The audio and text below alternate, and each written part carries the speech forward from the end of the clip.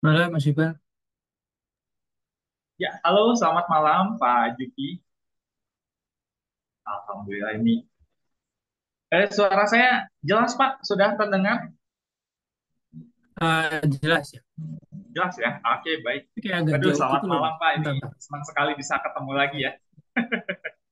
Iya, baik. Ini mohon maaf Bapak menunggu, barusan kebetulan saya baru datang dari Jakarta ke Bandung nih, baru landing, Oh, oke, oke. baru nyampe.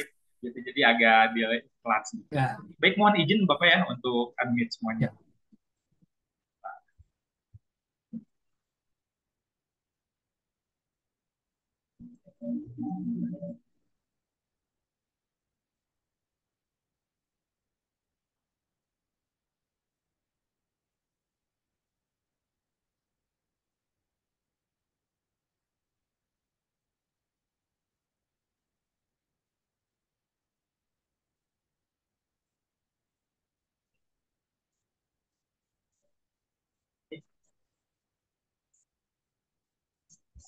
Ya, baik Bapak Ibu semua. Eh, di sini ternyata sudah ada beberapa orang ya yang tampil di layar. Ada Pak Badi dan Pak Budi ya.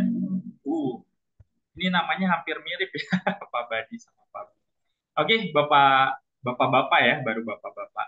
Eh, kebetulan narasumber kita sudah hadir di layar meeting ya, Bapak Ibu semua, gitu Bapak-bapak. Mohon, mohon izin untuk memulai ya. Oke, Bapak Ibu, sebelum memulai webinar, saya ingin mengajak Bapak Ibu semua untuk berdoa terlebih dahulu agar aktivitas yang dilakukan di malam hari ini diberikan kelancaran, kemudahan, dan tentunya berkah bagi kita semua. Oke, berdoa dipersilahkan Bapak Ibu.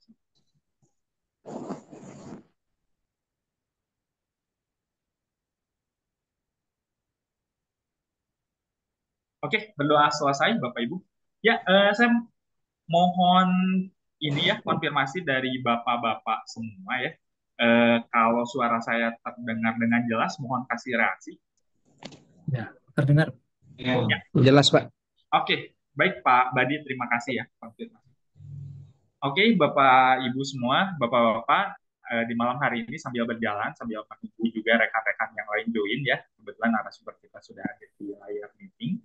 Dan mohon maaf atas keterlambatannya karena saya baru saja nyampe gitu ya di Bandung dari Jakarta barusan gitu. Jadi tampilan saya, profil saya masih pakai Zoom punya rekan kerja gitu ya di sini. Oke, eh, Pak Badi ya, di sini sudah hadir Pak Badi, Pak Budi Taruma juga, dan Brick Learning Center.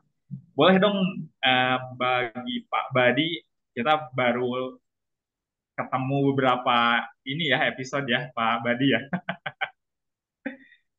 Oke, boleh dong Pak Badi ya untuk perkenalan terlebih dahulu ya dari domisili dan profesi apa serta kira-kira apa nih yang Bapak ketahui tentang tema di malam hari ini, Pak?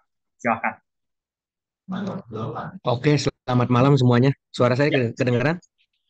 ya sudah Pak. Ya, saya masih di kantor soalnya. Masih ngerjain report. Oh iya, iya. Jadi saya senang banget kalau misalkan ada webinar yang meningkatkan komunikasi, terus ada teknologinya juga. Karena saya di sini juga apa namanya bergerak di dalam training ya. Saya Ya. memberikan training untuk driver. Jadi saya juga pengembangan perusahaan Hmm. untuk melakukan Kaizen. Oh, wow. Jadi kita tuh saya pekerjaan saya sehari-hari trainer dan QDC, Quality Delivery Control untuk perusahaan KMDI, yaitu logistik car carrier, di mana customer kami itu adalah perusahaan seperti Toyota dan eh, pembuat mobil lah ibaratnya. Kita yang ngangkutin mobilnya gitu. Jadi kami dituntut setiap 6 bulan sekali itu melakukan Kaizen. Kaizen itu artinya improvement dalam bahasa Jepang. Jadi improvement dalam segi operasional supaya kualitas kita terus meningkat, keselamatan dan eh, keselamatan unit dan driver. Nah, itu juga menjadi tolak ukur dari pekerjaan kami. Jadi benar-benar kami dituntut begitu detail lah ibaratnya Makanya saya banyak belajar di sini. Saya senang banget bisa bergabung di FBI.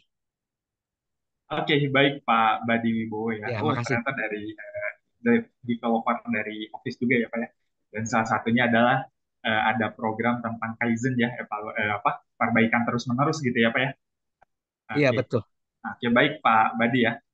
Boleh dong di sini juga ada ada Pak Antonius ya, satu angkatan ternyata Pak Juti ya, baru hadir juga di layar webinar. Oke, Pak Budi mungkin sekarang lanjut ya. Boleh ke Pak Budi, Pak.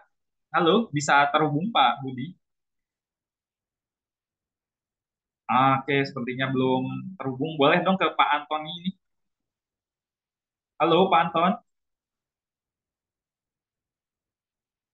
Baik, sepertinya belum ada respon. Oke, baik Bapak-Bapak kita lanjutkan. Jadi di malam hari ini kita akan berlangsung sampai jam 9 malam hari nanti gitu ya. Senang banget dari Pak Badi Wibowo ya atas spirit untuk terus mengembangkan diri ya, meskipun saya tahu beliau ahli di bidangnya juga gitu ya. Jadi saya termotivasi juga.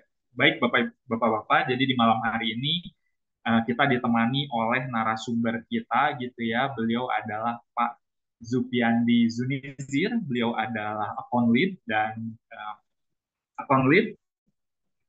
Lalu dari Work Dynamics JLL Indonesia gitu. Dan beliau sudah tersertified sebagai profesional instruktur dari BNSP. Kurang lebih seperti itu, Bapak Ibu. Jadi di malam hari ini Bapak Zupiandi akan membantu Bapak Ibu semua bagaimana mengintegrasi tentang teknologi dan komunikasi yang akan membantu pelayanan di kantor Bapak Ibu semua. Ini sangat cocok untuk bagi Bapak Ibu yang bekerja di perkantoran gitu ya. Jadi selama kurang lebih 1 jam 1 jam setengah ke depan, Pak Zupiandi akan memandu kita bagaimana caranya untuk mengefisienkan, membuat efektif pelayanan dan komunikasi di kantor melalui teknologi.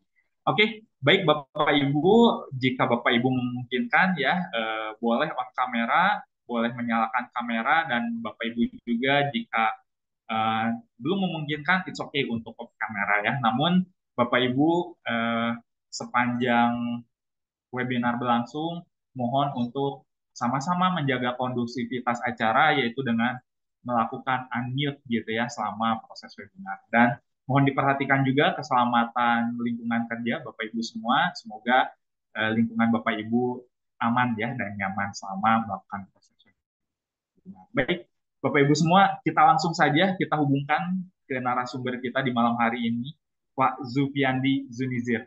Silakan Pak, Terima kasih, the masih stage is yours. ya, suara saya cukup jelas ya. Ya, sudah jelas Pak Jupi ya. Oke, oke, masih baru ya, ada Pak Badi, terus tadi ada Pak Antonius, Mbak Rosi, sama Pak Suryadi ya, salam kenal. Ini karena apa, bentuknya ini sharing ya, mungkin kebetulan pengalaman saya memang banyak di bidang pengelolaan kantor atau facility management biasanya. Jadi tadi dari Mas Iqbal tuh sudah ada mulai. Ini saya share screen udah kelihatan ya. Kelihatan Mas Iqbal share screen-nya?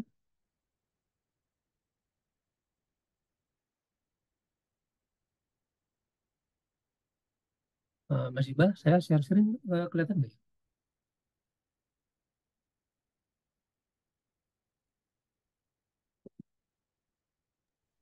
Ya, sudah terlihat Pak share screen-nya? Oke, oke, ya. Oke, Ya, jadi tadi Mas Iqbal sudah jelaskan ya untuk tata caranya untuk di sesi pelatihan ini. Sebelumnya juga ini ilmunya dari BNSP, jadi Alhamdulillah kemarin baru certified langsung uji coba nih kayaknya ya, Mas Iqbal ya di sini. Mungkin tambahannya dari sisi privasi ya, tanpa izin, membagikan informasi pribadi tanpa izin dan menyebarkan informasi yang salah atau menyesatkan. Itu untuk tambahan saja, mengingatkan teman-teman yang ikutan di sini. Uh, Sebagai perkenalannya untuk profilnya. Nah, saya pengalamannya itu di bidangnya facility management. Facility management itu salah satunya memang pengelolaan kantor. Jadi dari awal tuh saya bekerja memang sudah bidangnya kebetulan di facility management, diawali dari baru baru lulus itu jadi facility engineer. Facility engineer, habis itu facility manager, nah sampai saat ini memang sebagai account lead. Account lead itu mungkin seperti departemen head ya. Departemen head di PT-nya namanya juga yang asal dan departemennya namanya Work Dynamics. Jadi Work Dynamics ini tadinya itu Integrated Facility Management namanya. Kayaknya perusahaan melihat terlalu umum ya Integrated Facility Management, jadi gantilah jadi Work Dynamics. Nah, untuk pelatihan sendiri kebetulan saya juga ada beberapa kali itu uh, memberikan pelatihan. Jadi ada namanya Facility Management Masterclass. Ini kita ada di satu grup, kita buatkan kerjasama dengan penyedia pelatihan itu bersama teman-teman sesama praktisi. Kita memberikan pelatihan Facility Management Masterclass ini berdasarkan standar dari International Facility Management Association. Jadi ada asosiasinya. Secara internasional itu dia menjelaskan tentang 11 kompetensi yang diperlukan seorang facility manager. Saya itu salah satu eh, trainernya, bekerja sama dengan beberapa teman lain sesama praktisi. Dan ada kesempatan juga saya dengan teman-teman itu memberikan semacam workshop atau pelatihan juga ke Bank Indonesia saat itu. Lalu secara virtual saya memberikan pelatihan mengenai perkenalan facility management dan juga jadi salah satu pembicara untuk Pamfitalk. Pamfitalk ini adalah asosiasi dari praktisi manajemen fasilitas Indonesia. Jadi kita sedang mengupayakan eh, manajemen fasilitas ini menjadi satu standar di Indonesia. Karena banyak sekali bidang-bidang yang dinamakan berbeda-beda, sebenarnya itu adalah manajemen fasilitas. Seperti general service, general affair, atau ada bagian dari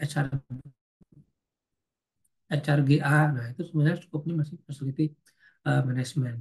Lalu ada lagi beberapa facility management training untuk perusahaan namanya Petrocina, dan internal sendiri saya juga memberikan pelatihan. Jadi teman-teman itu kita saling saling memberikan pelatihan sesuai bidangnya masing-masing. Kebetulan saya itu biasanya lebih ke leadership dan juga ada kayak operasional yang lebih mengarah ke soft service. Seperti juga misalnya ada bagaimana kita membuat rencana, strategis gitu. Kita namanya ada seperti quarterly business review. Nah, saat ini selain saya sebagai account lead itu di PT Johnson, saya juga di, diberikan mandat untuk dari tim komite itu sebagai ketua untuk asosiasi Pamfi. Ya, pun. Oke, ini mungkin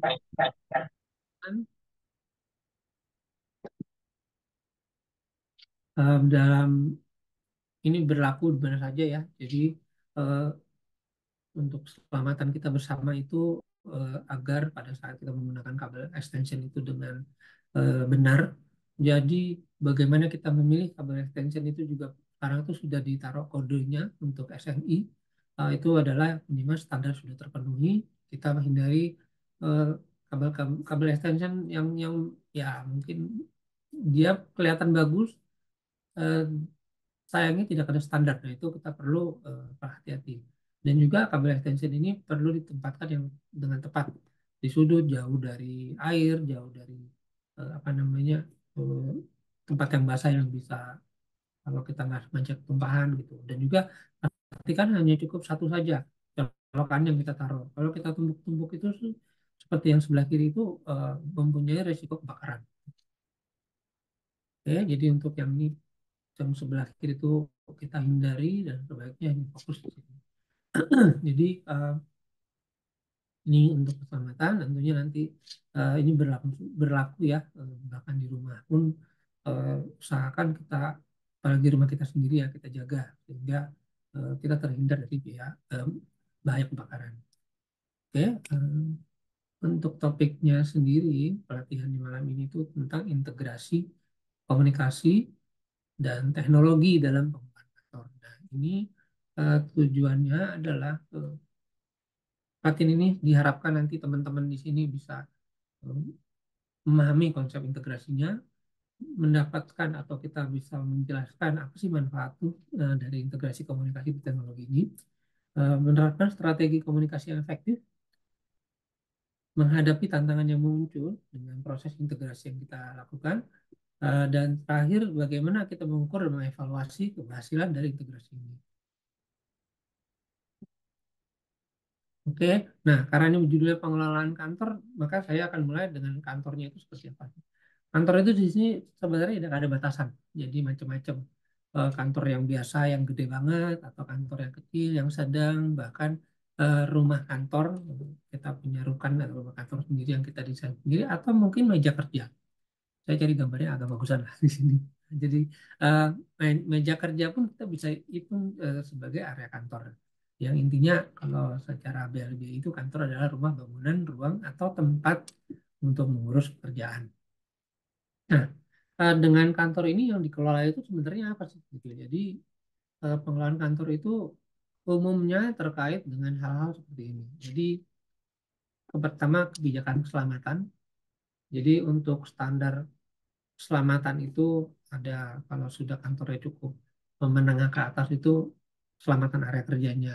Sudah ada peraturannya terkait ada taruh apar atau alat pemadam kebakaran, atau untuk kesehatan ada beberapa itu sudah menerapkan kursi ergonomis. Jadi kita duduknya itu kondisi tubuhnya tegak dan sempurna. Nah, lalu juga ada prosedur-prosedur yang perlu dibuatkan untuk memastikan kebijakan tadi terjaga. Satu sisi pengelolaan kantor ini juga termasuk dengan perencanaan. Jadi kita layoutnya memastikan biasanya gimana sih duduk-duduknya, apakah dibikin per departemen ataukah memang nanti dia bentuknya ada yang kalau ke bagian keuangan masuk ruangan, atau bagian HRD itu punya ruangan tersendiri atau manajer. Nah itu perencanaan sampai pengaturannya sendiri juga bagian dari pengelolaan kantor. Dan tentunya yang keamanan atau kebersihan itu sudah umum pasti jadi bagian pengelolaan kantor. Beberapa itu pengelolaan kantor termasuk juga eh, aset. Jadi aset itu ada meja, ada berapa, kursi ada berapa, apakah ada AC, apa asetnya itu juga bagian dari pengelolaan. Jadi bekerja sama dengan bagian keuangan, misalnya kita mencatatkan aset. Lalu alat-alat tulis itu juga bagian dari itu. Jadi alat tulis ini termasuk stoknya, apakah sudah cukup atau semuanya eh, masih ada atau memang kita perlu tambahan. Dan juga ada pengelolaan pembayaran. Nah ini untuk beberapa tempat itu seperti pabrik itu ada koordinasi dengan eh, teman-teman pemuda sekitar, itu biasanya juga ada iuran rutin. Nah, itu biasanya dari bagian pengelolaan kantor, jadi atau pengelolaan fasilitas. Nah, lalu bagaimana komunikasi terkait dengan pengelolaan kantor? Komunikasi kalau dalam pengelolaan kantor itu umumnya sih nggak jauh-jauh dari bagaimana tadi kita mengelola ya. Jadi misalnya terkait kebutuhan nih, kalau misalnya dia cukup besar ada ruang meeting, bagaimana ruang meetingnya? Atau instalasi listrik, apakah instalasi listriknya ini dia sudah sesuai?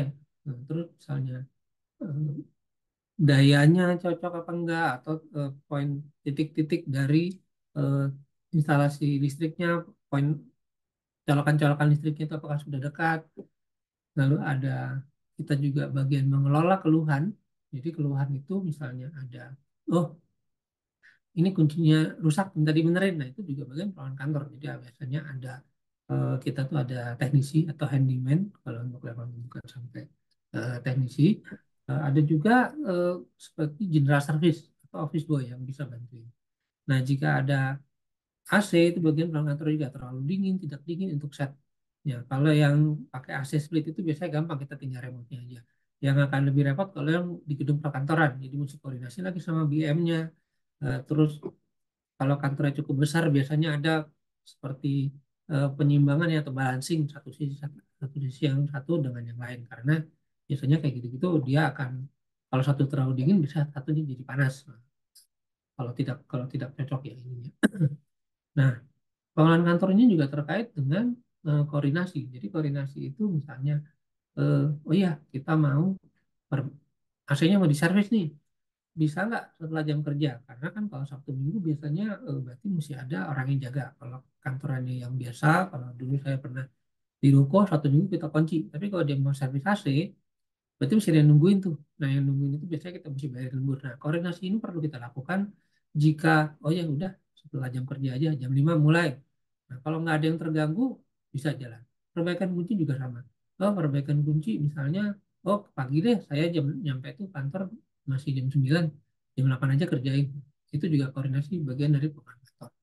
Dan yang terakhir ini menjalin hubungan. Jadi hubungan ini perlu dilakukan oleh tim pengelola kantor. Misalnya, oh ya, kalau dia mau melakukan pemeliharaan AC, perlu dipikirkan kondisi sekitar. Jangan sampai nanti, oh ya, dia sudah servis, sehingga ternyata setelah itu berantakan, nggak bersih, kotor.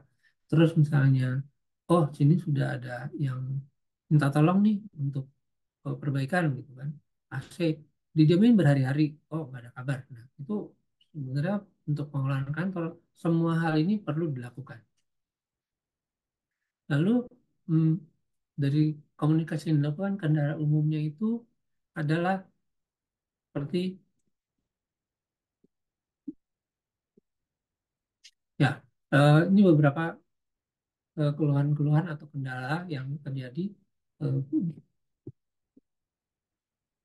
ya, untuk terkait kebutuhan, misalnya kita sudah ada pemakaian ruang meeting. Gitu. Oh, dari pemain rocket meeting ternyata yang jadwalnya setengah jam jadi 1 jam. Padahal ada yang nunggu meeting selanjutnya. Itu jadi kendala bagaimana untuk memastikan bahwa meeting tersebut tepat waktu. Instalasi listrik kurang memadai. Misalnya ada tambahan atau ada tambahan orang atau dia ada tambahan equipment atau ada peralatan gitu. Ternyata tidak dihitung. Jadi bermasalah ya. Begitu ini termasuk si breakernya trip sehingga beberapa lokasi akan mati, itu kan jadi kendala. Nah, semua ini jika tidak dikomunikasikan akan masalah. Keluhan perbaikan bunyi terlalu lama, suhu suhu AC, koordinasi, semua ini hubungannya adalah komunikasi. Jadi pengelolaan kantor itu selain kita sudah mengurus barang lah istilahnya, kita perlu juga menjalin hubungan yang baik dengan komunikasi yang baik kepada para karyawan atau eh, teman-teman yang memakai fasilitas kantor ini. Oke, nah bagaimana kita menghubungkan antara komunikasi tadi dengan teknologinya? Jadi di sini eh, dengan adanya integrasi ini manfaatnya itu eh, terutama kepuasan. Jadi dengan kepuasan pelanggan, pelanggan itu misalnya contohnya dengan tadi itu banyak hal, misalnya oh kalau kita mau meeting, kalau untuk perkantoran yang ada ruang meetingnya, kita mau meeting itu waktunya sudah teratur, jadi begitu kita undang pelanggan untuk datang, kita sudah tahu nih, oh ya dengan jamnya jam 3 berarti yang sebelumnya itu jam 3 pasti akan keluar. Dengan kita ngundang pelanggan datang, artinya pelanggan akan lebih senang, oh ya ini sesuai ya, oh ya karena kita sudah pakai teknologi, jadi komunikasinya itu tersampaikan lewat teknologi yang kita buat. Lalu komunikasi lebih jelas itu bisa dengan, selain kita berbicara meeting, kita juga ada email, dan juga di sini pastinya komunikasi email itu tertulis dan juga eh, akses informasi yang mudah. Jadi akses informasi mudah itu nanti eh, apa hubungannya sama teknologi, itu bisa dengan ada portal atau ada website. Lalu kepuasan karyawan. Integrasi komunikasi dan teknologi ini akan mempunyai dampak kepuasan karyawan karena eh, teknologi yang kita pakai itu biasa akan lebih cepat membantu. Kita email, ada lagi pakai tools atau pakai software. Juga ada namanya misalnya pakai share folder. Jadi kita ada kolaborasi teknologi yang kita taruh di dalam satu folder yang bisa diakses oleh banyak orang, sehingga pada saat mau menambah file atau melakukan edit file itu bisa dilakukan di folder tersebut. Produktivitas. Eh, Kalau sekarang yang umum sudah pakai email, biasanya untuk ada update dokumen itu kita perlu email sekali balik lagi, email lagi balik lagi. Nah, bagian dari teknologi ini sekarang sudah ada namanya eh, shareholder, atau ada beberapa itu pakai Google. Jadi Google Drive atau Dropbox. Nah, di penggunaan teknologi ini kita bisa taruh satu file yang hanya diakses oleh tim, komite, atau yang melakukan project tertentu. Jadi misalnya kalau kita punya project tersebut mungkin bagaimana membuat presentasi, presentasinya dilakukan terkait misalnya ada marketing, ada bagian finance, ada bagian operasional. Nah, satu slide itu bisa masuk dalam folder ini dan pekerjaannya berbarengan. Jadi misalnya slide 1 sampai 3 punyanya marketing, 4 sampai 6 punyanya eh, operasional, selanjutnya punyanya keuangan. Itu bisa diupdate. Dengan ini bisa langsung bersama pada saat kita lakukan rapat atau meeting itu cukup hanya review secara keseluruhan. Jadi produktivitas akan meningkat. Efisiensi artinya dengan tadi ada model Dropbox itu akan lebih mempercepat efisiensinya dan juga biaya. Misalnya kalau yang biaya ini lebih misalnya kalau kita meeting mesti ketemu, nah kalau ada beberapa itu setiap ketemu itu eh, ya ada makan, ada minum dan itu kadang-kadang bisa lebih lama. Dan dengan kondisi seperti itu biasanya juga belum tentu langsung beres gitu. Jadi apa namanya banyak hal malah jadi bikin lebih lama. Oke. Hmm, ya. Nah, lalu apa tantangannya? Jadi integrasi ini sebenarnya eh, ya, integrasi ini untuk beberapa dari kita itu integrasi ini berarti perubahan budaya. Jadi integrasi ini adalah kita menggabungkan komunikasi dengan teknologi, berarti ada budaya yang biasanya kita oh ya kalau mau apa namanya kalau mau meminta persetujuan kita mesti datang dulu pakai kertas, ada formnya kita buatkan seperti proposal. Nah, dengan integrasi komunikasi teknologi ini salah satunya dengan gunanya email. Email itu sekarang sudah ada bagaimana persetujuan itu buat eh, dalam bentuk seperti soft copy tapi tanda tangan. Nah, jadi tidak perlu kita tunggu lagi, kita kirimkan email aja dia bisa. Perubahan budaya. Eh, Selain kebiasaan, misalnya ada orang-orang itu yang dia mesti tunggu, oh ya ada kertas dulu, dia baru tanda tangan, baru baca. Nah, itu berubah. Jadi dia di depan layar sekarang dia mesti baca, kalau memang setuju, dia akan eh, langsung tanda tangan atau setuju di situ. Ada beberapa malah cukup dengan hanya membalas email saja, saya setuju atau saya approve. Keamanan data. Nah, keamanan data ini beberapa dari kita itu perlu mulai membiasakan kalau pekerjaan di laptop kantor itu hanya pekerjaan kantor. Jadi dengan adanya integrasi komunikasi teknologi ini eh, perlu dibiasakan hal-hal yang pribadi sudah mulai dikeluarkan dari kantor. Beberapa mungkin akan melihat, "Ih, kan kenapa kita juga individu yang membutuhkan seperti ini." Nah, si keamanan data ini untuk menghindari karena dengan zaman yang makin canggih juga, kalau kita misalnya pakai, oh kita punya email pribadi kita buka di kantor, oh kita punya istilahnya itu USB, kita konekin ke laptopnya kantor, itu bisa jadi sumber dari para hackers.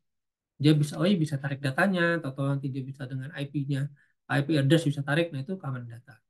Lalu tantangannya itu integrasinya sendiri dengan komunikasi teknologi ini.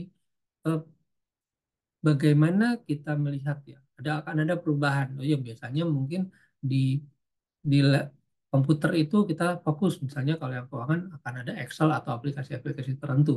Nah, dengan integrasi ini perlu sedikit banyak akan melihat banyak hal dari mulai oh ya dia mesti lihat email, dia mesti siapin materi di laptop, dia mesti juga ada masuk lagi aplikasi. Nah, integrasi ini sendiri sebenarnya juga jadi tantangan.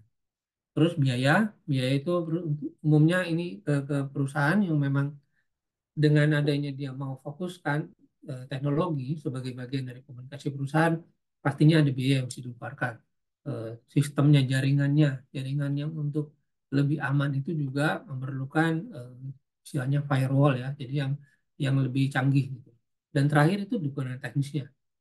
Kalau ini kita kalau untuk jabarkan satu persatu kurang lebih seperti ini. Jadi untuk perubahan budaya, integrasi ini pertama karyawannya akan sulitan beradaptasi, perubahan kebiasaan. Kita biasanya jalannya eh, lewat lewat Blok M. Oh sekarang mesti mutar dulu lewat Cipulir. Jadi uh, akan ada kesulitan terutama dari kawan atau para user. Terus kebutuhan pelatihan. Pelatihan ini berarti akan ada waktu. Nah ini biasanya kalau yang sudah terbiasa dengan hal tertentu melakukan perubahan, dia mesti belajar lagi, dia mesti me- me- meluangkan waktu untuk belajar. Jadi yang tadi misalnya, oh jam 8 sampai jam 5 semuanya udah langsung, udah beres, udah simpel. Sekarang dia mesti luangkan mungkin 1 jam untuk mengerti lagi prosesnya, untuk tahu alurnya, dan juga perubahan budaya komunikasi. Nah, budaya komunikasi ini yang mungkin ada beberapa kalau kalau dulu ada kita kan ada baby boomers atau beberapa generasi itu yang memang oh kalau mau ketemu saya minta profil coba jelaskan dulu semuanya ke saya gitu. Nah, sekarang ini dengan integrasi teknologi kebanyakan dibuatkan dalam bentuk tertulis dulu. Jadi penjelasannya itu sudah dirubah konsepnya yang tadinya oh kita menjelaskan kita presentasi. Nah, itu bentuknya jadi tertulis sehingga mesti dibaca dan ya beberapa orang tidak suka baca dia suka oke jelaskan kembali saya nah perubahan ini juga tidak mudah gitu. Itu makanya jadi salah satu keamanan data terutama tantangannya keamanan cyber ya jadi dengan terintegrasi berarti itu sebenarnya nggak langsung membuka kemungkinan bahwa dari luar bisa masuk untuk menyerang sistem di dalam itu kawan jadi ada risiko saat ini sendiri sudah banyak canggih-canggih juga hacker yang canggih si ini juga canggih juga dia nggak mengolah sistem keamanannya juga diperbaiki kebijakan privasi data nah ini lebih kayak kebiasaan kita mungkin dulu kalau untuk privasi itu ya udah sih ada kontak atau ada foto kita simpan ada ini kita seiring waktu hal-hal pribadi itu sebaiknya nggak dimasukin karena dengan adanya sistem integrasi ada teknologi banyak hal yang menjawab kemungkinan itu ditarik oleh pihak luar kesadaran keamanan jadi keamanan itu yang sederhana oh kita di kantor mesti biasain lock screen gitu loh ini ini pun jadi tantangan tersendiri karena nggak semuanya ya udah kalau ya namanya juga kita sama teman gitu kan jadi yang oh ya ya udah teman-teman sendiri masa sih ada yang mau ngambil walaupun ada yang kita berpikir masa sih mau ngambil data kan kita kita sama semua nah dengan era sekarang semuanya jadi mungkin jadi tiba-tiba bisa entah kalau kita nyimpen itu yang suka fatal itu kita simpen pinnya ATM lah atau apa masuk di laptop pribadi nah itu perlu dihindari kesadaran itu yang masih jadi tantangan juga kita bersama. Oke, nah kalau integrasi ini kompleksitasnya dengan integrasi terjadi eh, kerumitan dan waktu yang mesti diluangkan untuk belajar itu adalah tantangan yang oke. Terus kompatibilitas. Nah, kompatibilitas ini karena integrasi biasanya kalau komunikasi dan teknologi itu hubungannya kayak sekarang nih, kita kenal Zoom ada atau juga ada namanya MS Teams, ada lagi Google Meet macam-macam. Ini sebenarnya proses kompatibilitas. Jadi ada yang terkait mungkin ada beberapa bisa cocok semua, tapi ada perusahaan yang IT khususnya itu dia mau hanya spesifik tertentu. Nah itu juga berarti ada impact. Oh ternyata ada laptop tertentu yang nggak bisa. Oh ternyata ada software tertentu nggak bisa. Nah si kompatibilitas ini jadi tantangan sendiri untuk memastikan integrasinya berjalan. Lalu pengujian dan validasi. Eh, bahasanya sih UAT, User Acceptance Test. Jadi dites bolak-balik, oh cocok nih udah ada masalah. Gitu. Itu pun akan text time. Gitu. Jadi eh, apa namanya tantangan di pengujian dan validasi untuk memastikan sistem berjalan itu akan makan waktu. Kalau karyawannya mungkin 5 orang, 10 orang tidak terasa, tapi begitu dia 100, 150, nah makanya akan jadi sesuatu yang sangat mengganggu lah karena makan waktu.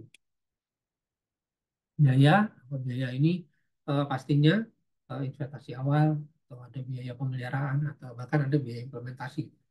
Nah, semuanya ini akan terkait dengan jenis yang kita pilih. Kita mau yang lebih kompleks, biasanya akan lebih mahal. Kalau yang lebih simpel atau lebih murah, biasanya security-nya yang tidak aman. Jadi akan banyak hal eh, yang terkait pemeliharaan juga sama. Kita misalnya cari yang maunya berbeda. Kalau kalau Zoom mungkin sudah umum, oh saya mau coba yang lain, MS Teams, Microsoft Teams gitu. Nah, berarti akan ada biaya yang berbeda karena kalau yang semua pakai itu cenderung lebih murah dibandingin yang sedikit orang pakai. Biaya implementasi, ada beberapa eh, pemakai memberikan biaya lagi tuh untuk implementasi atau bahkan di sini implementasinya kaitannya lebih ke kita sebagai user. Jadi misalnya kita oh ya implementasi 3 bulan, berarti kita akan perlu meluangkan waktu untuk dalam 3 bulan itu akan menerima masalah. Lagi kerja tiba-tiba, kenapa nih ada notifikasi? Oh lagi ada error. Gitu. Nah kita mesti siap dengan itu yang artinya menjadi ke em, biaya atau waktu yang kita ke, yang kita terbuang. Oke, dan terakhir ini dukungan teknis. Dukungan teknis ini umumnya kalau ada yang IT atau itu dia punya eh, pelatihan dulu dari si suppliernya atau dari providernya, dia kasih pelatihan. Nah, nggak semua orang gampang gampang langsung ngerti gitu. Kalau saya mesti belajar lama gitu. Dan itu kan ada beberapa orang gitu. Jadi perlu dukungan teknis. Oh kita masalah kita tinggal telepon orangnya datang. Nah si telepon datang ini misalnya terkait ke biaya lagi. Kalau kita agak mahal mungkin oh ya udah ada orang standby mungkin dalam 3 bulan atau 4 bulan. Jadi kalau ada apa-apa dia tinggal datang.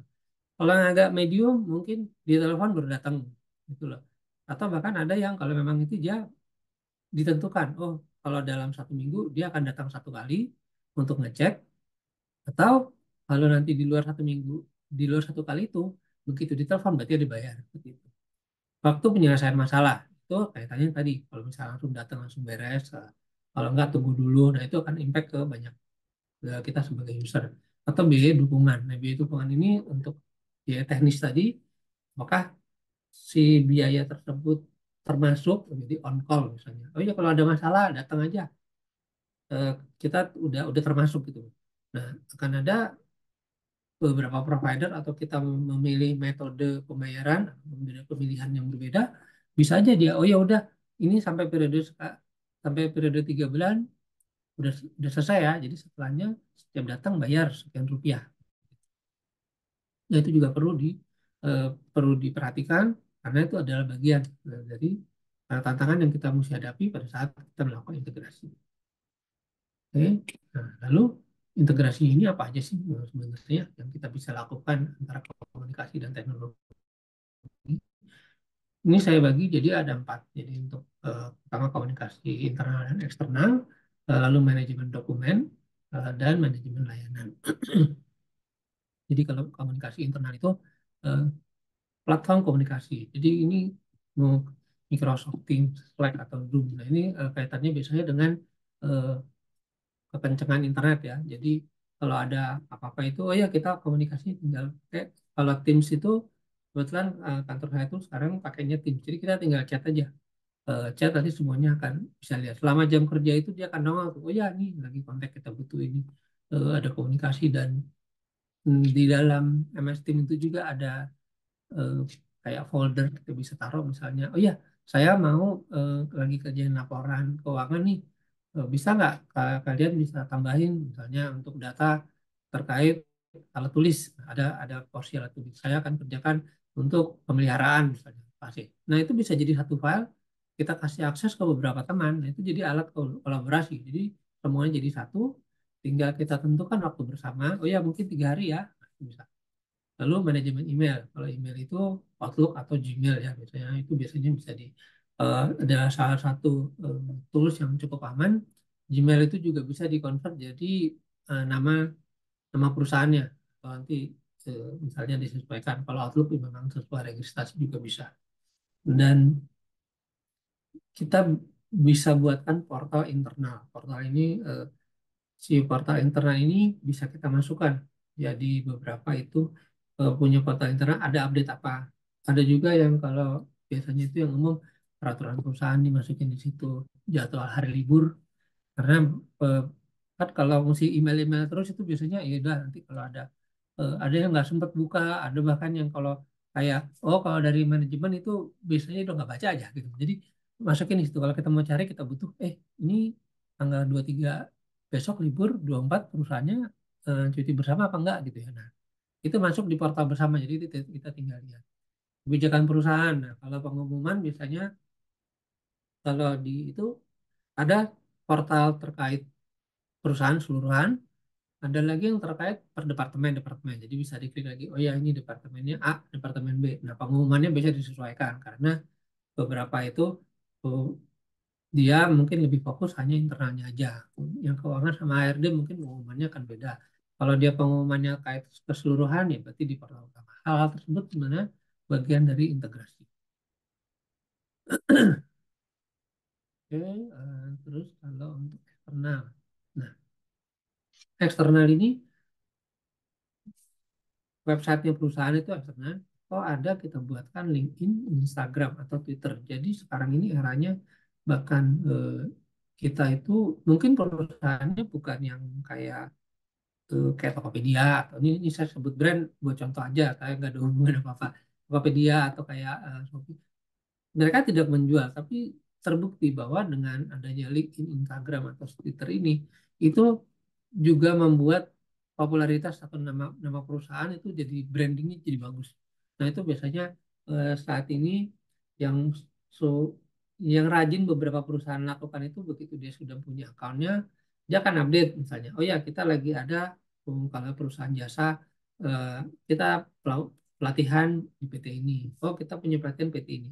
Dengan itu yang keluar, karena sekarang ini eranya adalah sosial media. Seorang tuh sudah jarang lagi cari cari-cari apa namanya istilahnya Yellow Pages atau dia cari-cari ke Google gitu ya. Sekarang karena sosial media, begitu sosial media sering keluar dan kita lagi cari misalnya, oh kita search perusahaan training company gitu. Nah, si apa namanya metodenya sosial media ini akan tarik semua yang terkait yang kita search gitu. Jadi kalau kita sering posting secara nggak langsung akan tarik juga. Makanya kayak link Instagram tuh cukup cukup populer sekarang. Jadi hubungannya nantinya adalah kaitannya dengan oh ya begitu kita mau jualan atau kita ada karena pada akhirnya perusahaan tersebut kan biasanya memang ada satu bisnis yang dijalankan. Nah itu akan lebih mudah. Kadang-kadang malah informasinya itu tidak ada hubungannya. Misalnya kalau kayak perusahaan logistik, lebih urusannya transportasi truk gitu, dan barang. Yang diposting tuh mungkin sekarang ini eranya lebih ke hijau. Jadi, oh ternyata perusahaan ini dia sudah memastikan bahwa si produknya atau bensinnya itu emisinya diukur, emisinya itu dipastikan tidak melewati ambang batas. Nah, hal tersebut bisa membuat para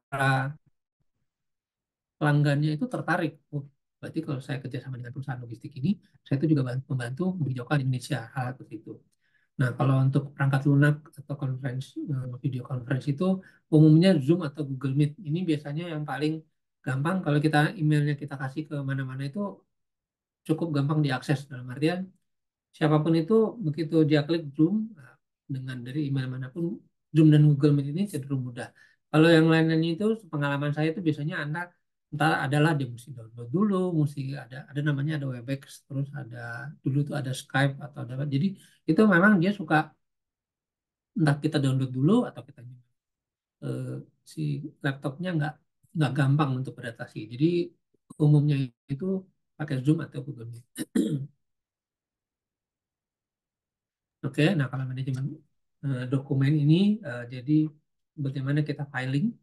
Filing itu kan saat ini ada eh, kita bisa simpan aja. Kalau selain yang hard copy ya, yang dokumen eh, kertasnya itu kita taruh di gudang atau kita punya kaktus atau lemari. Nah, kita sudah punya yang soft copy-nya. Bahkan sekarang ditaruh di laptop sendiri aja nggak selalu aman gitu. Kita tak lupa taruh mana. Jadi kita mulai arahkan ke satu sentral dokumen yang memang aman. Jadi aman itu dalam artian aksesnya hanya orang-orang tertentu, bahkan kalau di delete itu bisa kelihatan. Jadi yang delete ini siapa nih? Oh, akses terakhir ini. Jadi begitu dokumennya ke delete bisa kelihatan akses terakhir oleh siapa. Nah, itu eh, sekarang ini sudah mulai ada sistem manajemen dokumen elektronik seperti itu. Dan umumnya shareholder. Kalau shareholder itu kita dari Explorer biasa kita kasih akses. Nah, perusahaan yang sudah integrasi teknologinya biasanya sudah membuatkan security atau keamanan yang cukup, sehingga nggak akan gampang untuk diakses oleh di luar karyawan. Alat kolaborasi dokumen itu ya Google Docs, Docs itu udah ada, atau Dropbox. Dropbox ini kalau Google Docs atau Google Drive ya, itu biasanya kita kalau nggak salah sampai 10 sampai 5 giga atau 10 giga itu gratis bisa buat individu. Nah, di atasnya bisa sampai eh, lebih di atas 100 giga itu mesti berbayar. Lalu ada tanda tangan elektronik. Nah, tanda tangan elektronik ini sudah mulai banyak nih. Ada DocuSign atau Adobe Acrobat. Jadi yang kalau dulu oh ya kita mesti putar-putar suratnya habis ini pindah kemana-kemana. Sekarang dengan DocuSign itu bisa di set. Misalnya approval-nya ada 3 orang.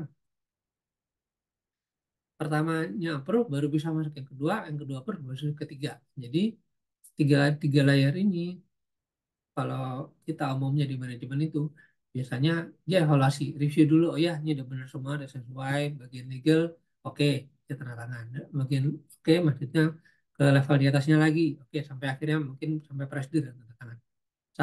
Saat ini sudah bisa dengan seperti DocuSign atau e-signature. Yang nggak bisa itu biasanya yang terkait dengan pemerintah, bank, invoice. Invoice itu sudah ada electronic invoice hanya untuk dokumentasi atau audit. Saat ini masih membutuhkan hard copy. Jadi untuk hal-hal terkait keuangan itu eh, masih belum belum cukup bisa dilaksanakan lah. Untuk yang e-sign ini biasanya kaitannya kayak proposal atau mungkin nanti kita mau bikin report atau apa namanya assessment. Nah, itu biasanya kita bisa. Nah, kalau untuk manajemen layanan ini biasanya dipakai dengan helpdesk. Jadi helpdesk itu, oh ya kita ada permintaan itu dengan beberapa berbagai model. Ada yang mungkin ada admin atau sekarang tuh umumnya dibilangnya helpdesk. Jadi untuk satu kantor pelayanan kantornya ini ada 1 orang helpdesk itu yang akan menerima semua request. Oh saya besok mau ada planning nih butuh sekian alat tulis atau butuh catatan. Nah, itu helpdesk. Oh saya itu lagi mau ada apa namanya, saya temukan lampu di meja saya tuh kayaknya mati nih, yang di atas 2 itu masuknya ke helpdesk. Terus misalnya nanti ada jadwal untuk pemeliharaan AC, itu keluarnya di helpdesk. Jadi sistem helpdesk ini yang sudah terkoneksi dengan jadwal yang dibikin. Jadi jadwalnya ada, dan juga kalau ada permintaan yang masuk. Dan beberapa seperti Korigo dan Maximo itu yang saya tahu, dia bahkan bisa ngitung. Oh, ini udah masuk nih, misalnya hari Senin. Ditargetkan hari Selasa itu udah mesti balas. Nanti dia akan keluar apa? Itu Selasa dibalas. Selasa dibalas, keluarnya hari Rabu selesai. Jadi bentuknya kayak tiket. Tiket keluar, oh tiketnya nomor sekian, sedang proses, saya mengerjakan. Kalau misalnya dia kebersihan, mungkin ada cleaner sudah dikerjakan, nanti begitu selesai cleanernya kasih tahu, oh ya ini sudah saya selesaikan nih. Gitu. Eh, Teknisnya biasanya pakai WhatsApp group. Jadi kalau tim pelayanan kantor itu kalau saya itu kita ada satu WhatsApp group, isinya ada cleaningnya, ada security-nya, ada teknisinya atau handyman, ada mailroom-nya, jadi satu. Misalnya dia temukan, oh ini ada tiketnya, ada mau kirim barang atau ada mau kirim paket, masuk WhatsApp. Si helpdesk-nya dia akan lihat, oh ya bener ada dokumen, ada yang request mau kirim paket. Oh udah kan, udah selesai ya. Si mailroom-nya itu dia akan, ya udah kekirim, ini tanda terimanya. Nah helpdesk-nya ngeliat, oh ada nih, berarti bisa di close. Seperti itu. Yang lebih canggih lagi sekarang dari sistem tiket ini bisa di handphone. Jadi nggak perlu ke WhatsApp lagi, langsung aja dia terima, dia proses, dia close itu di handphonenya. Dan itu beberapa sudah terkoneksi ke email. Jadi begitu dia di handphonenya dia close, otomatis akan keluar, akan mengirimkan email ke helpdesk dan ke user. Oh ya, ini pekerjaan sudah selesai. Jadi tidak perlu lagi kita arahin. Oh ini sudah selesai, kirim, kirim. Enggak, dia sudah terkoneksi semuanya. Sistem seperti ini bisa jadi masuk ke portal layanan mandiri. Jadi untuk tingkat advance-nya nggak ada helpdesk-nya. Portal layanan mandirinya ini, oh ya ini oh, kalau portal ini berlaku untuk layanan. Jika Anda mengirim surat, klik yang ini. Jika Anda keluhan terkait kebersihan, klik yang ini. Terkait dengan eh, peralatan kantor, entah printer atau mungkin lampu atau listrik, klik yang ini. Nah itu begitu diklik, dia langsung ngatur sendiri. Ini jadi tiket, satu tiket, misalnya kebersihan, tim kebersihan akan terima di handphone. Oh, ini ada tiket ke sini, kirim apa di area mana, saya perlu bersihin. Begitu bersihin, dia close di situ, sistemnya juga yang akan ngatur. Oh, ini sudah selesai, kirim lagi. Nah, si bentuk persiapan seperti ini tadi dengan tantangan yang ada, begitu sudah selesai itu akan jadi eh, membuat karyawan lebih cepat. Kalau pada pelanggannya, pelanggannya juga lebih puas. Karena apa? Si karyawan itu sudah nggak perlu lagi mikirin, aduh, ini saya lagi mau pesan alat tulis belum nyampe-nyampe nih. Karena semua sudah teratur. Nah, enaknya lagi buat tim pelayanan kantor ini atau tim general service atau tim GA, si tools ini tuh bisa membuatkan report dan analisa. Oh, kalau alat tulis itu yang request itu ternyata lebih banyak pulpen daripada pensil. Berarti kita stok pensil dikit aja. Oh, ternyata untuk kertas A4 itu lebih sering digunakan karena buat brosur macam-macam dibandingin kertas F1 atau kertas legal macam-macam. Jadi kita stoknya kita sesuaikan. Dan juga misalnya, oh ternyata kalau responnya, oh ternyata request terbanyak terkait lampu itu di sisi sebelah kiri atau sisi sebelah kanan. Ini ada apa ya? Kita perlu pelajari. AC dan lain-lainnya. Nah itu banyak yang eh, bisa membantu. Jadi sebelum dikomplain lebih parah, kita bisa lakukan analisa dan nanti kita perbaiki eh, di sebelum dikomplain lebih lanjut. Oke. Nah, tadi dengan segala apa semuanya integrasi komunikasi dan teknologi, strateginya pada akhirnya kalau dari sisi saya melihat dari pengalaman tetap perlu ada komunikasi aktif, orang ketemu orang, face to face. Tadi di awal kalau kayak kebutuhan dan keluhan ini bisa semuanya by email, bisa semuanya by tiket, akan ke-track semuanya. Koordinasi bisa by email, bisa by phone, by WhatsApp. Nah, di paling bawahnya itu saya taruh ada rapat koordinasi, briefing, follow up, sama komunikasi aktif. Ini pada dasarnya kita tetap perlu bertemu muka. Dari pengalaman kita kemarin di eh, COVID ya, COVID itu benar-benar membuat, oh iya, jadi susah ketemu muka itu, semuanya kontaknya dari sini. Dan salah satu keuntungannya COVID, kantornya juga jadi eh, nggak aktif karena kita semua kebanyakan di rumah. Sebagian besar itu yang memang memungkinkan akan banyak kerja di rumah. Begitu balik lagi sekarang ke kantor kita bekerja seperti biasa, dengan kecanggihan itu tetap perlu ketemu karena kita sebagai manusia ini adalah makhluk sosial gitu. Jadi, oh, walaupun semuanya sudah rapi, sudah terkoordinasi dengan baik, tim pelayanan kantor ini komunikasi tetap perlu dijaga. Misalnya, oh ya, Bapak, Ibu, kemarin kuncinya sudah ya, kita sudah benerin. Nanti tolong hati-hati pemakaiannya atau kuncinya disimpan dengan benar. Oh Bapak ini lampunya kita udah ganti, gitu. Jadi komunikasi itu sedikit-sedikit itu tetap perlu dijaga.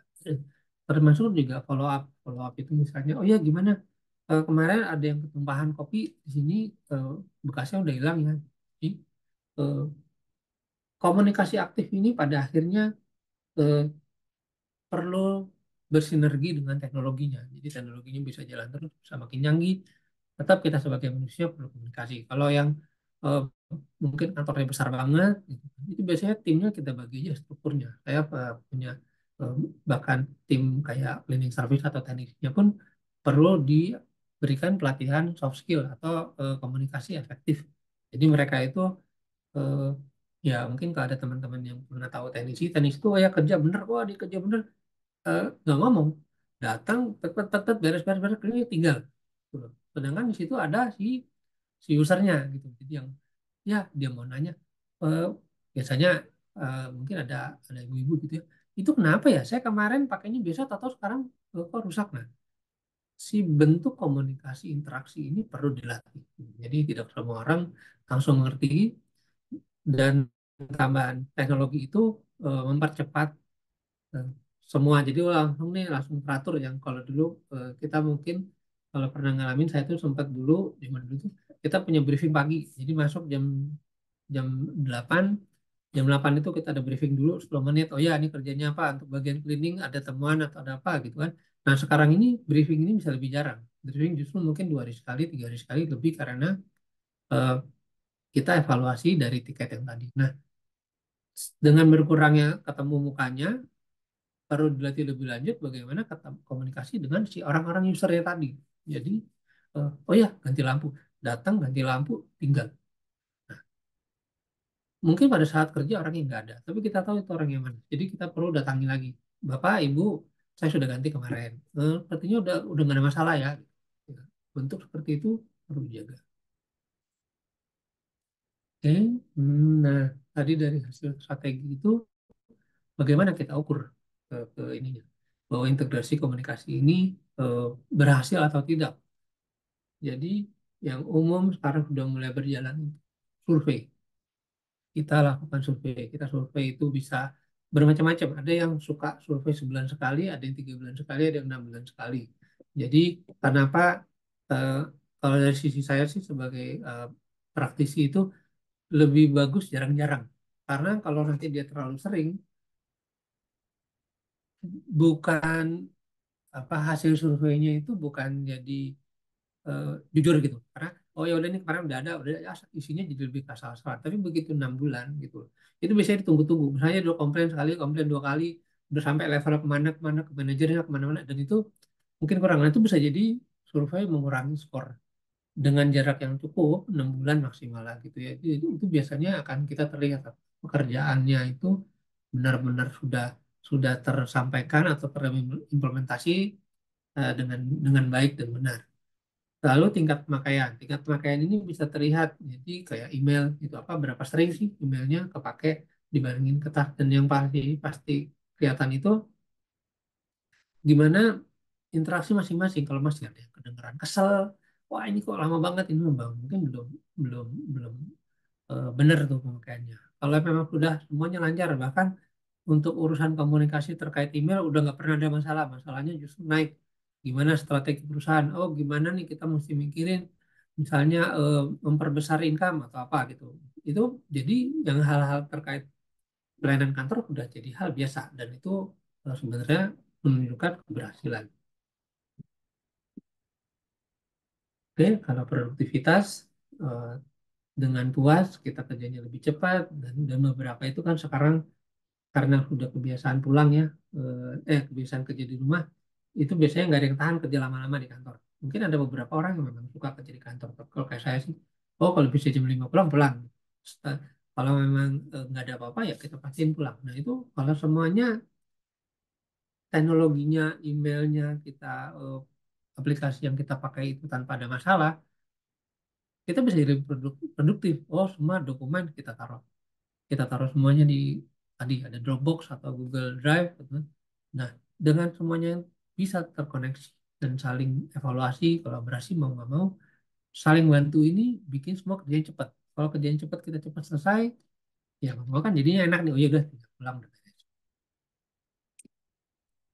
Efisiensi, nah, downtime itu tadi sedikit banyak sama dengan tingkat kesalahan. Jadi, oh ya kalau kita bikin report, kita bikinin oh ya kesalahannya kecil gitu. Dan kalau misalnya prosesnya, kalau dulu digabung dulu, nanti manajernya review lagi semuanya berbarengan, baru report tersebut dikumpulin kasih ke direksi atau nah dengan adanya sistem seperti ini, oke manajer satu dia punya timnya ada finance, ada misalnya ada eh, tim operation atau mungkin ada tim tim lain gitu. Semuanya jadi tanggung jawab masing-masing. Oke, kalian kerja begitu dievaluasi, dia hanya cukup lihat dari foldernya aja. Oh, ini udah. Summary-nya urusan si manajer biasanya. Nah, itu dengan proses lebih cepat, secara nggak langsung perlu pelatihan. Jadi timnya memang perlu ada pelatihan juga. Kalau sudah kompetensinya sudah naik atau nanti tingkat ininya apa kemampuannya mereka sudah rata, kerjanya pasti akan lebih cepat. Oke, lalu terakhir biaya.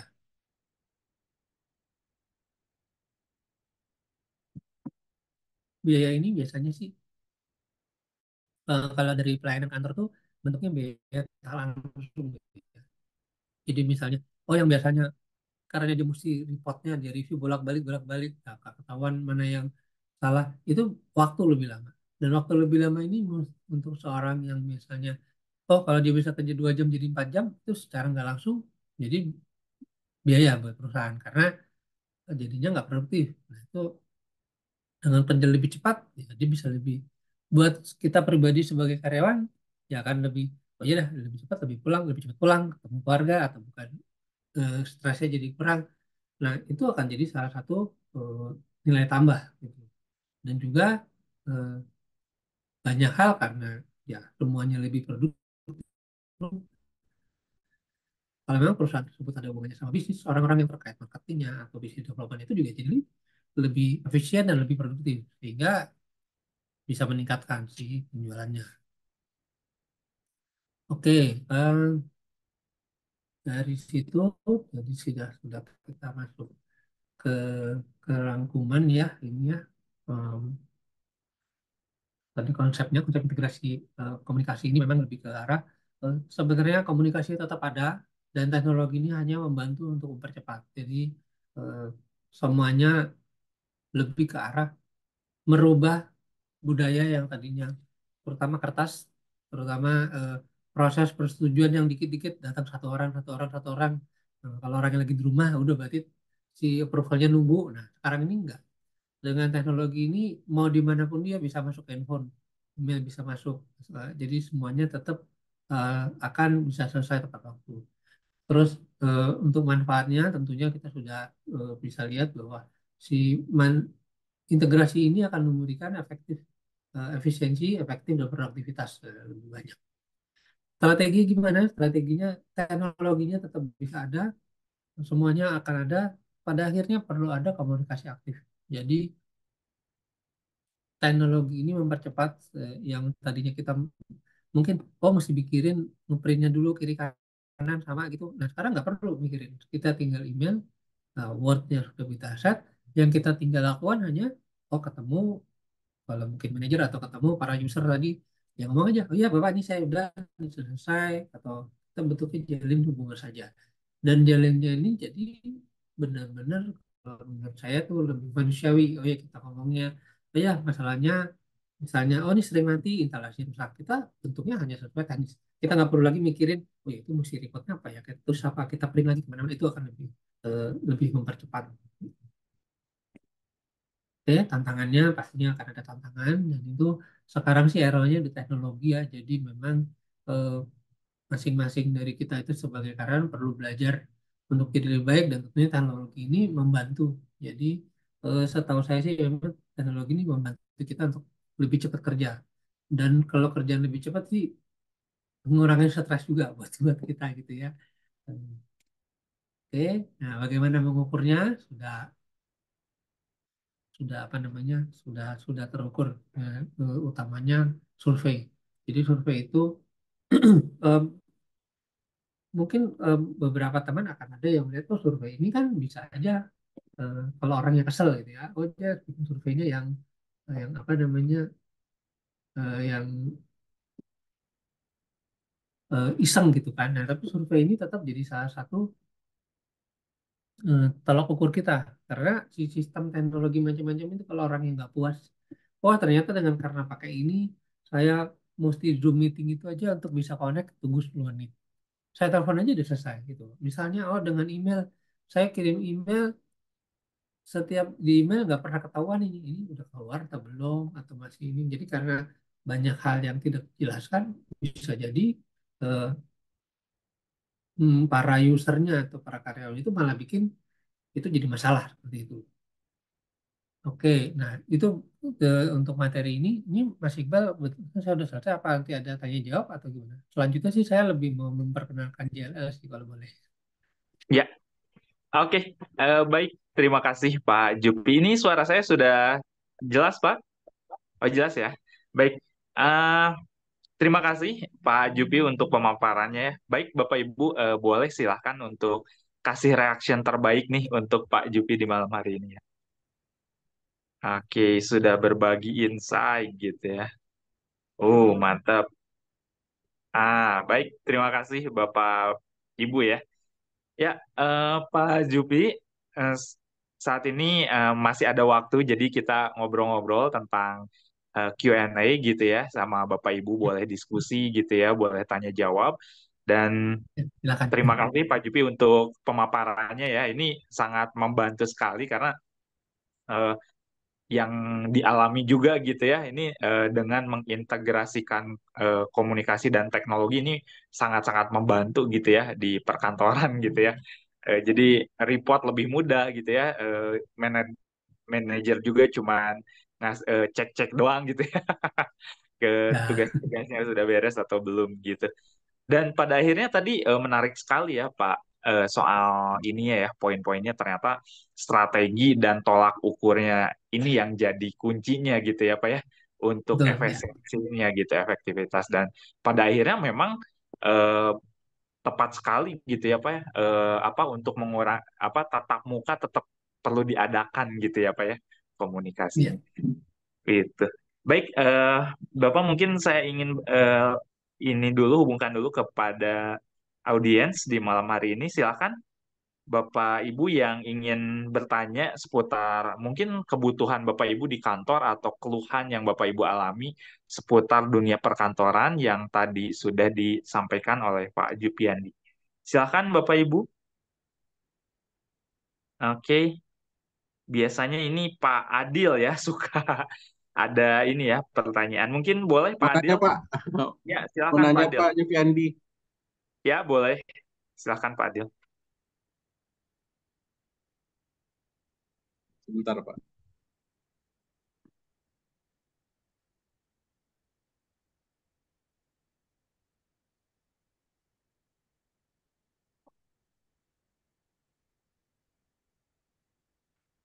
Oh ini udah muncul. Iya, avatarnya sudah berubah ya, Pak ya. Avatarnya hilang. Iya, Pak Adil. Ya ini terima kasih kesempatannya Pak Iqbal dan terima kasih Pak Yufyandi. Menarik ini materinya. Nah ini Ya, saya lagi ada ya memulailah ini apa namanya usaha ya di bidang konstruksi Pak. ya, Itu kan biasa apa namanya eh, untuk ngirim-ngirim file gitu kan atau terus apa namanya di engineering atau ya, di divisi lain itu biasanya kita pada saat mereka ngirim file biasanya kan kita approve dulu atau mungkin ada revisi. Nah, mungkin saya tidak mengikuti full dari awal ya. Mungkin Pak Jupiani tadi sudah menjelaskan. Saya mau tanya itu biasanya gimana dan biasa pakai aplikasi apa Pak yang lebih mudah gitu. Karena oh, kemarin saya coba pakai Google Drive eh, numpuk filenya Pak. Artinya teman-teman kirim kirim apa? Kirim di awal terus kita approve, kita kirim lagi menimpa file yang lama, tapi kan biasanya agak agak riskan kalau kita mau timpa karena biasanya ada hal-hal tertentu kan Pak. Jadi kita bikin revisi A, revisi B, revisi C gitu. ya. Sampai di approve sama BOD begitu Pak. Nah itu biasanya gimana ya? Mungkin ada pengalaman dari Pak Yusyanti, mohon insight-nya. Ya.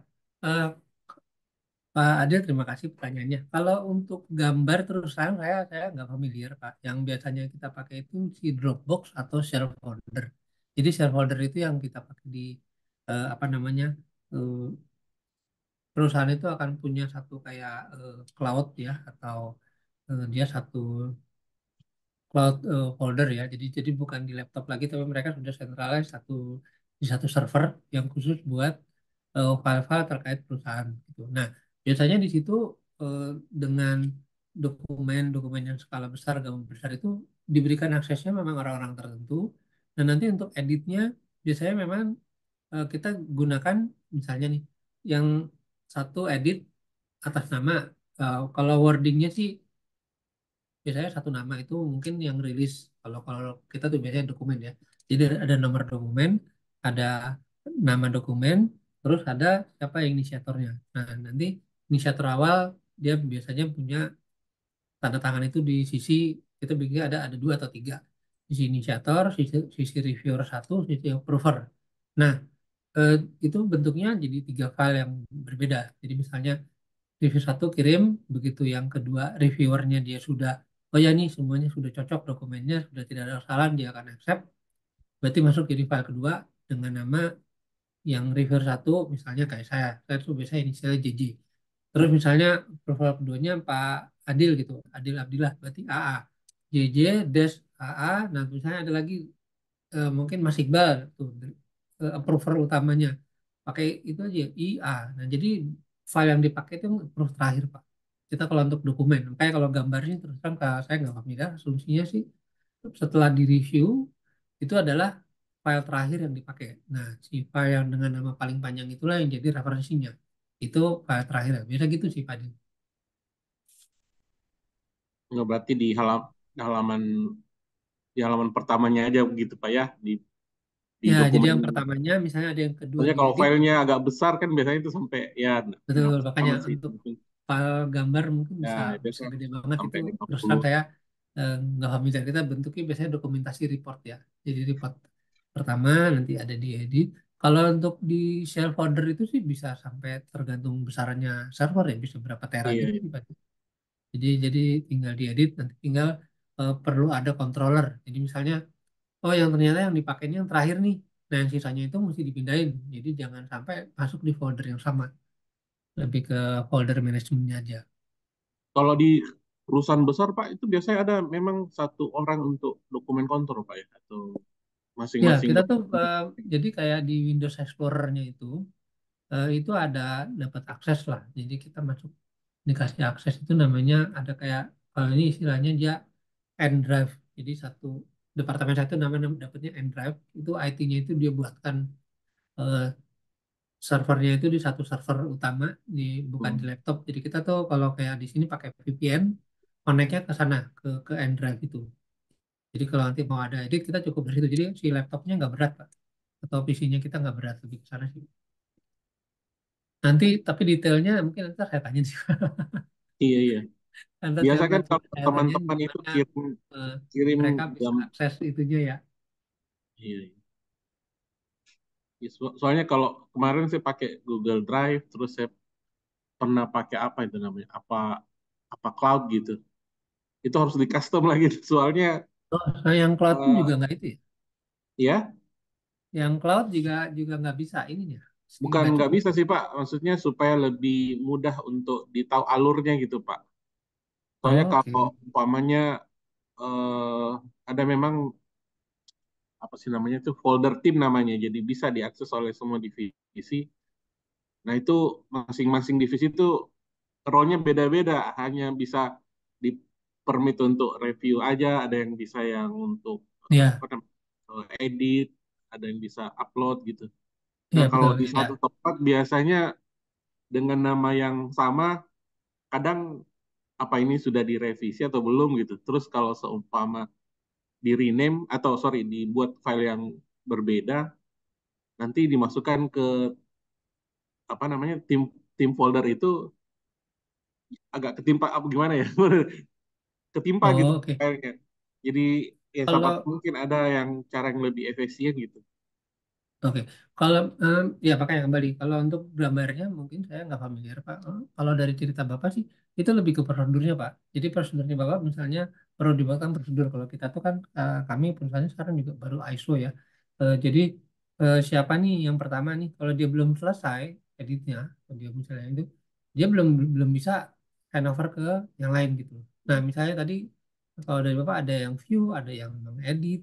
Kalau yang bisa ngerubah itu hanya yang edit, berarti yang edit ini dia perlu dibuatkan prosedur. Oke, kalau sudah edit, namanya misalnya eh, finish atau ada F gitu. Berarti kita akan refer pakainya si yang F ini buat jadi referensi selanjutnya. Nah, itu lebih ke prosedur kita biasanya, Pak. Jadi eh, kalau dianya udah edit macam-macam tapi belum pakai nama terakhir, ya kita nggak akan ganggu. Jadi kita asumsinya dia belum belum selesaikan. Nah, tapi begitu nanti dia bilang, oh ya, oke nih udah final, lihat di folder yang namanya udah selesai. Jadi saya ada mungkin eh, sudah versi final atau V final atau apa.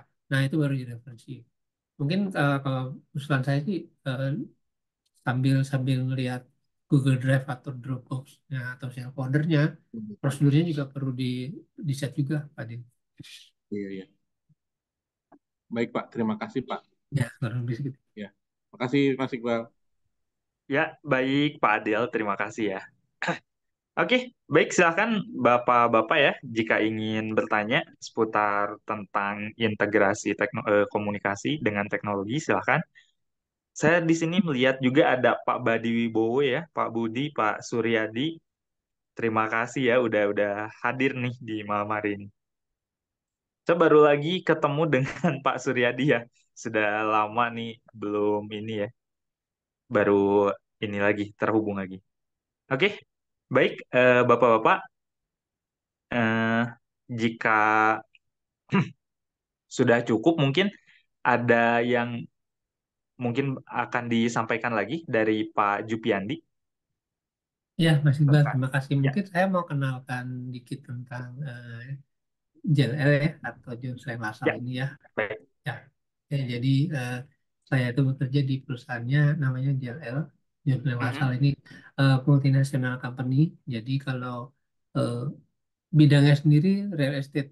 Jadi real estate itu semua hal yang terkait real estate. Jadi mulai misalnya bapak-bapak ada punya tanah sekian puluh hektar ini bingung nih mau diapain.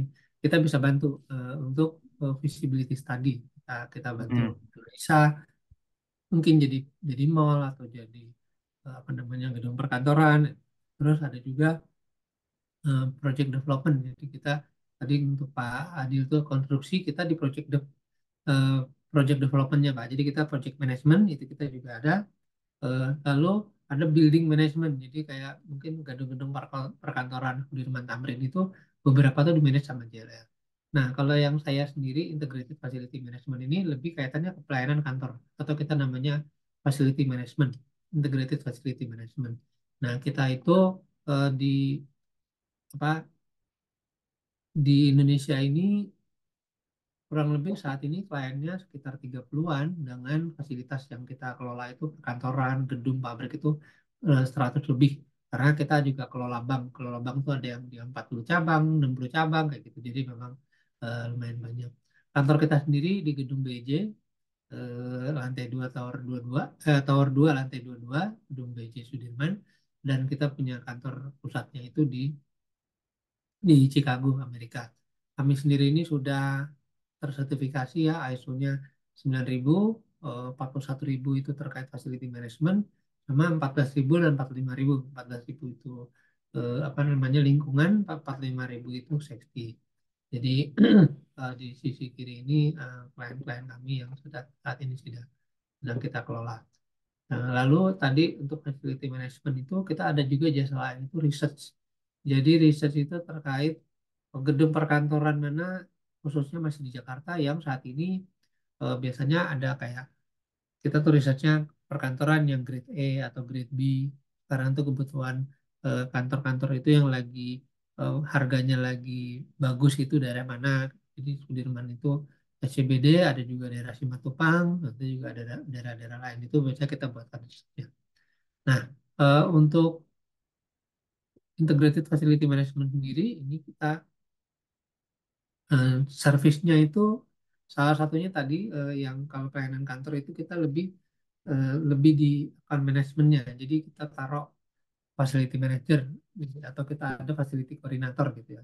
Itu bantuin klien-klien teman-teman itu untuk buat best practice-nya atau prosedur, kita buatkan service levelnya atau bagaimana pengukurannya dan kayak tadi yang kita bahas strategi atau komunikasi sama teknologi itu kita maksudnya biasanya change management. Jadi bagaimana kita bantu klien itu untuk merubah dari yang tadinya dia apa namanya yang lebih kayak mungkin metode area kerjanya itu model lama jadi model baru. Nah, di sini juga ada eh, hard service sama soft service. Jadi hard service itu terkait engineering, ada maintenance, ada hal-hal electrical terkait itu juga kita bisa bantu. Soft service itu reception, mailing room, cleaning service itu juga kita bantu dengan dengan kerjasama sama partner seperti itu. Oke, mungkin penutupnya Mas Ibrahim saya ada YouTube ya untuk menggambarkan office-nya JLL. Boleh ya, bentar ya Mas.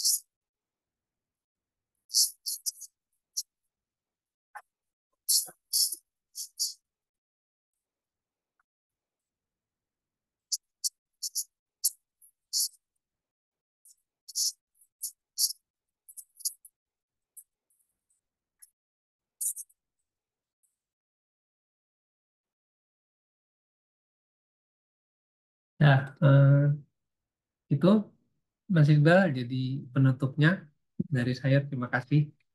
Kalau memang ada berminat mau datang dengan lokasi di Jakarta mau mampir boleh. Oke, baik. Terima kasih untuk cuplikannya Pak Jupiandi ya. Baik, terima kasih juga Pak Jupiandi sekaligus video tersebut ada penutupan juga di malam hari ini. Terima kasih juga untuk bapak-bapak yang sudah hadir ya untuk belajar bersama. Bagi bapak-bapak yang membutuhkan layanan profesional dari JLL gitu ya mengenai fasilitas manajemen boleh nanti hubungi Pak Jupi atau bapak-bapak boleh japri saya nanti saya bisa hubungkan melalui kontak Pak Jupi. Mohon izin ya Pak ya jika ada yang Ya, ingin ya terhubung. silakan Mas Iqbal. Baik, terima kasih Pak Jupi sudah berbagi insight di malam hari ini. Semoga menjadi berkah bagi kita semua, terutama Pak Jupiandi gitu. Baik, Bapak Ya, Ibu, terima kasih. Bapak-bapak, terima kasih setelah terhubung di malam hari ini. Saya Iqbal pamit undur diri, tapi sebelum kita mengakhiri acara, boleh dong kita untuk foto bareng dulu gitu ya, Bapak-bapak. Ya, boleh di on kamera, Bapak. Oke, siap. Ya, tahan dulu. Ya, 3, 2, 1. Oke. Ya, Bapak-bapak, terima kasih. Ini saya mohon maaf nih yang sebesar-besarnya karena saat ini situasinya belum kondusif, jadi agak mobile sana-sini gitu ya. Dan yang paling penting adalah, Alhamdulillah di malam hari ini webinar tetap berlangsung gitu. Alhamdulillah. Oke, terima kasih. Selamat malam Pak Jufiandi Terima ya. kasih. Selamat Terima malam kasih. Selamat malam Selamat semuanya. malam. semua. Kita Mas akan Adi. ketemu lagi di webinar yang selanjutnya. Oke, saya pamit undur diri. Wassalamualaikum warahmatullahi wabarakatuh. Ya, terima kasih. Ya, terima kasih Pak Jupi. Ya, Sampai terima jumpa. kasih. Ya, izin.